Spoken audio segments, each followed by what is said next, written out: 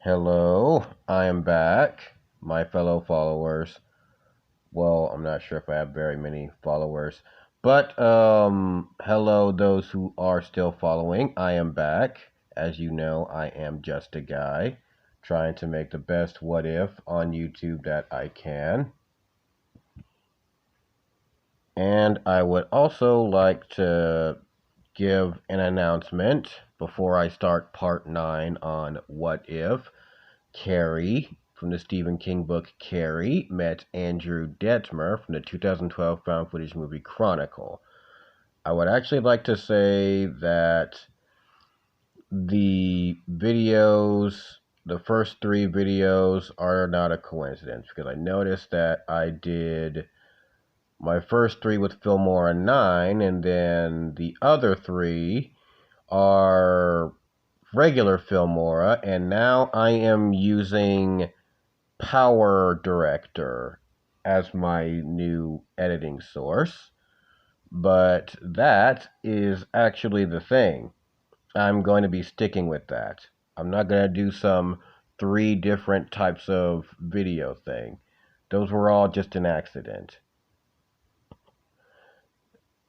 So please don't misunderstand. And also, I would like to say that while this one is short, I would like to point out that I'm going to make sure that chapter 10 won't be. I'll be working very hard on that one. But for now, I'm pretty sure that you would like me to just go ahead and go on with the story. So why not? Let's just go ahead and get into it.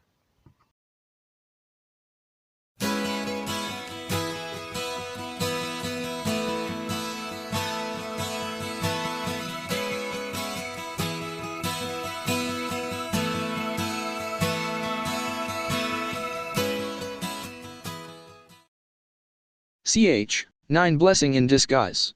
As Andrew was soaring through the sky, he could not be seen without a smile on his face. The girl he's been smitten with for so long, said yes when he asked her to prom. He remembers Carrie buying pink fabric from a dress shop when they flew to town after school. He has no idea if she's going to make her own dress for prom, but if she was, he wanted to get her a special pink rose, so he flew into a meadow to find a pink rose, but to both his delight and surprise, he found a bunch of them, but he only needed one, so he just plucks one. After he did, he jumped in surprise when he heard some loud music playing and saw a red sports car pull up near a farm across the street from him. Andrew recognized the two coming out almost immediately as Christine Hargensen and Billy Nolan, the 2 people who torment Carrie every chance they get at school, get out of the car. What the hell are we doing here? What does this have to do with Carrie White? Christine asks Billy. Baby, you said you wanted us to do something about her. Billy said, getting a sledgehammer and a bucket. Andrew snuck in closer and made sure that he wouldn't be seen. Then Christine, Billy, and the rest of Billy's friends hop a fence into a pig pen where all the pigs stay. Here, piggy, piggy, piggy, piggy, piggy. Billy says, grinning mischievously. Hey Chris, pick one. Pick one that looks like her. Christine raised a curious eyebrow. Pig's blood for a pig, Billy said with a mischievous grin. Christine slowly made a malevolent grin as she used her flashlight to look for the right one. Andrew's eyes widened when he realized what they were going to try to do. Andrew nearly used his powers, strongly feeling outraged that someone was plotting to ruin his perfect night with Carrie. He lost control for a moment, but luckily for him, no one noticed. When Christine picked one that she thought looked like Carrie, Billy gave one of his friends the sledgehammer and told them one quick swing. But the guy sadly admitted that he couldn't bring himself to do it, so Billy snatched the sledgehammer and pushed the guy known as Jackie back to do it himself. When he finally does it, he pulls out a knife to try and drain the pig's blood into a bucket, but he grins, turns to Christine, and offers her the knife with the hilt facing towards her, and he beckons her over with a head tilt. Christine quickly takes the knife. Okay, just one quick. But before he could finish the rest, she already quickly sliced the pig's throat open. Good job, baby, Billy said before kissing Christine. As Christine stared at the knife while grinning maliciously, Andrew looked on in both anger and disbelief. Then after they drained the pig's blood into a cooler, they drove back to break into the school. Andrew flew high in the sky so that he wouldn't be noticed, but still kept the car in sight so that he wouldn't lose it. Then after they broke in, they poured the pig's blood into the bucket that Billy had and tied it above the spot where the prom queen was supposed to stand. Oh my God! Christine quietly laughed. When the time comes, I'll let you pull the rope. Billy whispered to Christine. Oh, I plan on it. Christine whispered in cold mischievous pleasure. A drop fell on Christine's face and she wiped it away in disgust. Andrew made a small giggle, but it was loud enough to catch Billy's attention, and Andrew grimaced at his own mistake. Wait. What was that? Billy asked in both worry and caution. I don't know, but I think I heard it too. Christine whispered, also looking around cautiously. We should get the hell out of here in case somebody might be watching us. Billy said with worry. Christine quickly nods her head and follows Billy out of the gym. Andrew was standing in the shadows, angry and appalled that someone was planning to try and ruin his time with Carrie by plotting to humiliate her at prom. But luckily, he has the advantage of knowing what they're plotting and can change it without anyone knowing about it. With everyone else. Everyone was getting ready for prom. All the ladies, including Casey, was at the dress shop getting ready for prom, picking out the dress that they are going to wear. And they all went to different salons to get both their nails and their hair done. A girl named Heather mentioned that Sue Snell didn't look so good the last time she's seen her. The twins Nikki and Lizzie didn't even need a mirror to know how good or bad their hair looked, cause all they did was just look at each other and told each other that they looked good. So the boys at a male dress shop asked for a tailor to get their measurements so that they could fit into a proper tux. Everyone, Matt included, was there. He was also going to prom and wanted to look his best. Hey man, I don't know for sure if you'll win, but I heard that you and Sue are the top 2 candidates for prom king and queen. A boy from school said to him. Yeah, thanks. But I'm sure it's going to be a night to remember anyway, cause considering we booked a hotel after we get through prom, we have some private plans of our own. Tommy said with a boastful grin. Matt smiled. Well, me and Casey just got together, and had plenty of private parties, but hopefully at prom it'll be different, and special. That's really all I'm hoping for at prom. Matt thought out loud. Tommy gave a smile and a nod to Matt. Yeah, that's honestly the real truth of it. It doesn't necessarily matter whether you're prom king and queen or not. What really matters at the end of the night is having a special night with a special someone. Tommy said, looking sincerely at Matt. Yeah. Matt simply said before nodding back to Tommy appreciatively. At Carrie's house. As Carrie was putting her lip gloss on, she was staring happily at her reflection with pride. As she briefly bent down to pick up her corsage, she gasped briefly when she saw her mother standing near the doorway, but she turned around and asks if she'll pin it on her, but all Margaret says is, red. I might have known it would be red. She said numbly. It's pink. Carrie said in a low nervous tone. But Carrie turned back to the mirror and pins it on herself. I can see your dirty pillows. Everyone will. Margaret said in a low worried tone. Breasts, mama, you have them, and every woman has them. Carrie said. Take off that dress, Carrie, take it off and we'll burn it together and pray for forgiveness. Margaret whispered urgently. Mama, it's modest. Carrie said to her. Call that boy and tell him you're not going. Tell him you're sick. I don't want you to get hurt. Margaret said, worried. Or you could just be happy for me.